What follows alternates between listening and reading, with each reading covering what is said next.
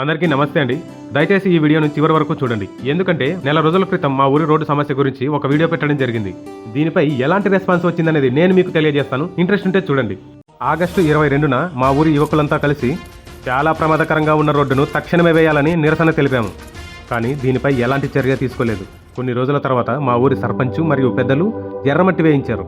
కానీ వర్షం ప్రభావం వల్ల అది మొత్తం అందులోనే ఇంకిపోయి మళ్ళీ మొదటి స్థానంకే వచ్చింది. దీనిపై అధికారులు ఇంకా ఎందుకు స్పందించట్లేదు అని అక్టోబర్ 27న మళ్ళీ ధర్నా నిర్వహించి ఎస్ఐ గారికి, ఎంపీడీఓ గారికి, ఎంఆర్ఓ గారికి మళ్ళీ కంప్లైంట్ చేయడం జరిగింది.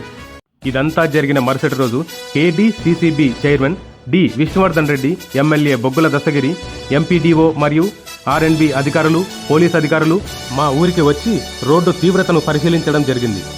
విష్ణువర్ధన్ రెడ్డి గారు, ఎమ్మెల్యే గారు వీలైనంత త్వరగా మీ ఊరికి రోడ్డు వేయిస్తానని చెప్పి అధికారులకు వెంటనే రోడ్డు పనులు ప్రారంభించమని చెప్పారు.